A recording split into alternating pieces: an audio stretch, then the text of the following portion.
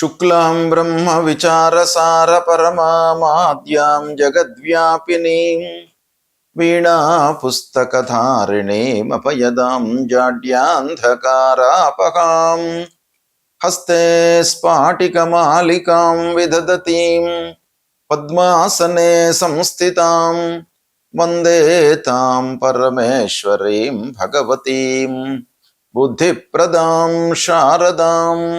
శ్రీ మహాగణాధిపతయే నమః. శ్రీ మహాసరస్వత్యై నమః. శ్రీ గురుభ్యో నమః. సంపూర్ణ సూర్యగ్రహణము అంటే ఖగ్రాస గ్రహణము ఈ సంవత్సరము పరాభవనామ సంవత్సరము ఆషాఢ కృష్ణ అమావాస్య బుధవారం 12/8/2026 రోజున సంభవిస్తున్నది. అయితే ఈ గ్రహణము ఆశ్లేష నక్షత్రం కర్కాటక రాశిలో సంభవిస్తుంది. ఈ గ్రహణం యొక్క ప్రాధాన్యత ఏంటంటే ఈ గ్రహణము అన్ని దేశాలలో కనబడుతుంది, కానీ మన భారతదేశంలో దృగ్గోచరం కావట్లేదు. అంటే మనకు కనబడదు. భారతదేశంలో కనబడదు గనక దీనికి సంబంధించినటువంటి అంటే మన హైందవ సాంప్రదాయం ప్రకారంగా మనము ఆచరించవలసినటువంటి కార్యక్రమాలు ఇవన్నీ కూడాను మనం చేయవలసినటువంటి అవసరం లేదు. అంటే గ్రహణ సమయంలో స్నానాలు కానివ్వండి, తర్వాత తర్పణాలు, శ్రాద్ధాదులు ఇవన్నీ కూడాను మనము గ్రహణ సమయంలో చేయడము, దానాలు ఇవ్వడము ఇవన్నీ కూడాను సహజంగా మన ధర్మశాస్త్రం ప్రకారంగా చెప్పబడి ఉంది. అయితే ఇవి మనకు దృగ్గోచరము గ్రహణము కాదు గనక, కనబడట్లేదు గనక ఇవన్నీ కూడాను సాంప్రదాయం ప్రకారంగా చెప్పినటువంటివి ఆచరించవలసినటువంటి అవసరం లేదు. అయితే ఈ గ్రహణము ఖగోళంలో అంటే యూనివర్సల్ టైం ఎప్పుడు సంభవిస్తుంది అనే విషయాన్ని గనక మనం చూసినట్టయితే 12 ఆగస్టు 2026 రోజున మధ్యాహ్నం 3:34 ప్రారంభమయ్యి సాయంత్రం 7:58 వరకు ఉంటుంది. అంటే ఇండియన్ స్టాండర్డ్ టైం ప్రకారంగా రాత్రి 9:04 నుండి అర్ధరాత్రి దాటిన తర్వాత 1:28 వరకు మొత్తం గ్రహణం ఉంది. అయితే ఇండియన్ టైం ప్రకారంగా రాత్రి సంభవిస్తుంది కనుక సూర్యగ్రహణము రాత్రి దృగ్గోచరం కాదు గనక మనకు కనబడదు ఈ గ్రహణము. అయితే ఈ గ్రహణము ఎక్కడ కనిపిస్తుంది అనే విషయాన్ని కనుక మనం చూసినట్టయితే సంపూర్ణ గ్రహణము కొన్ని దేశాలలో కనబడుతుంది, పాక్షికంగా కొన్ని దేశాలలో కనబడుతుంది. సంపూర్ణ గ్రహణము గ్రీన్లాండ్, ఐస్లాండ్, ఉత్తర స్పెయిన్ అంటే నార్థర్న్ పార్ట్ ఆఫ్ స్పెయిన్ అన్నమాట, తర్వాత పోర్చుగల్, ఉత్తర Russia, northern part of Russia, ఉత్తర అట్లాంటిక్ మహాసముద్రం పైన ఈ గ్రహణము సంపూర్ణంగా కనబడుతుంది. ఇక పాక్షిక గ్రహణము ఏ దేశాలలో కనబడుతుంది అనే విషయాన్ని చూసినట్టయితే యూరప్ ఖండంలో ఎక్కువ భాగం కనబడుతుంది. తర్వాత ఉత్తర అమెరికా, కెనడా, వాయవ్య ఆఫ్రికా ఖండాలలో ఈ గ్రహణము పాక్షికంగా కనబడుతుంది. భారతదేశంలో మట్టుకు కనబడట్లేదు గనక మనము ఆచరించవలసినటువంటి అవసరం లేదు.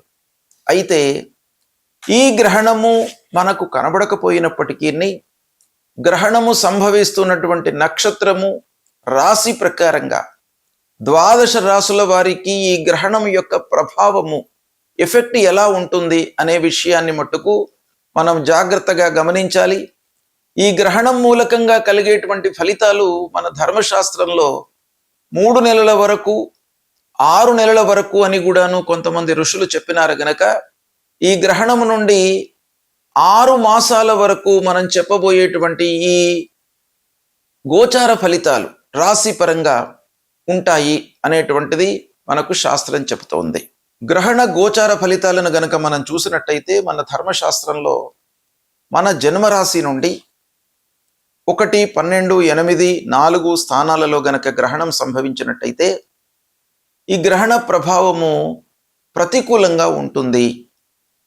ఇక 9, 7, 5 రెండు స్థానాలలో గనక గ్రహణం సంభవించినట్టయితే గ్రహణ గోచారము మధ్యమంగా ఉంటుంది.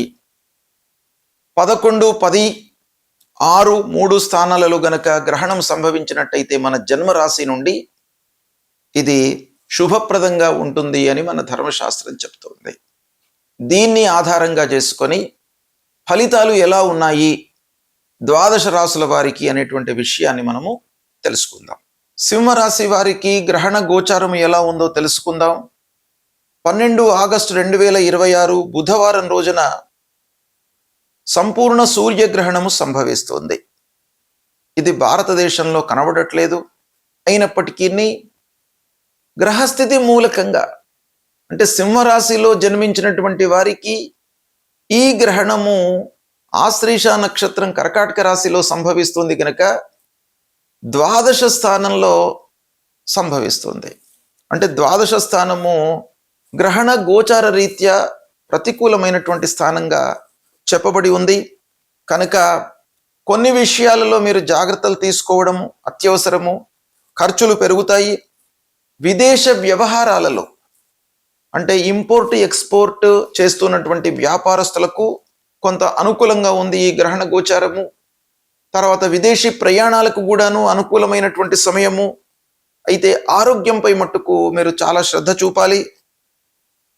రహస్యంగా పనులు చేయకుండా మీరు ఏదైనా పనిని ప్రారంభించాలి అనేటువంటి సమక్షంలో నలుగురితో చర్చించి ముందుకు వెళ్ళడం చాలా మంచిది. ఇకపోతే కోర్టు వ్యవహారాలు కొనసాగుతాయి.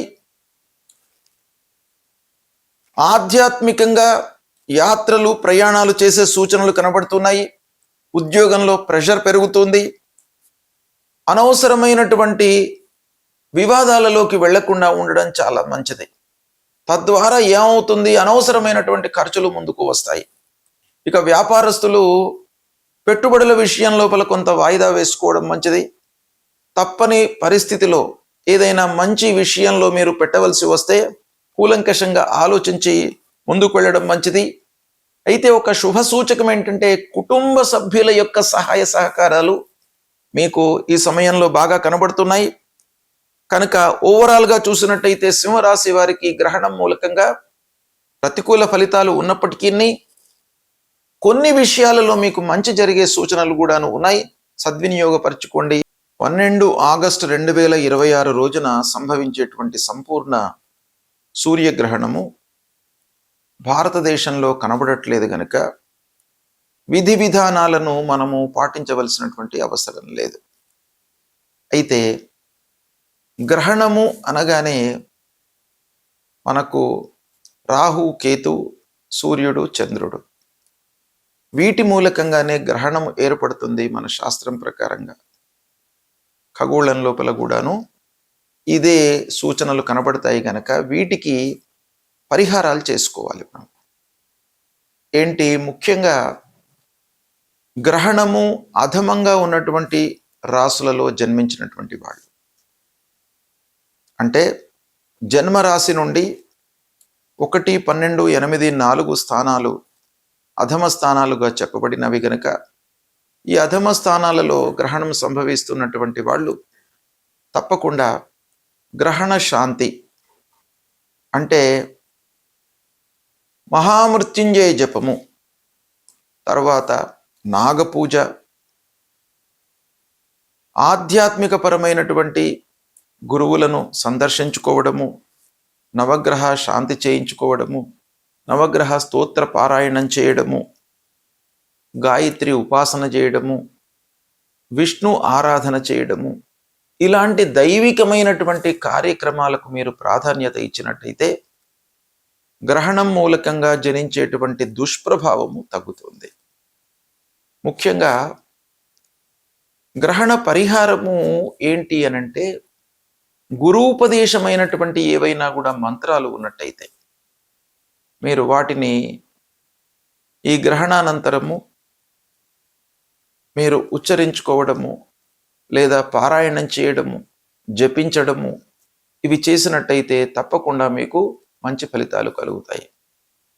ముఖ్యంగా విష్ణు సహస్రనామ పారాయణం చేయండి. మృత్యుంజయ జపం చేసుకోండి. వీటి మూలకంగా గ్రహణము అనేటువంటి ఒక ఇబ్బంది మీకు మనసులో ఉండకుండా, తద్వారా ఏదో జరుగుతుంది అనేటువంటి ఒక భయానికి గురి కాకుండా ఉండడానికి ఇది చాలా ఉపయోగపడుతుంది. ఈ పరిహారాలను చేసుకోండి, సత్ఫలితాలను పొందుతారు. శుభం.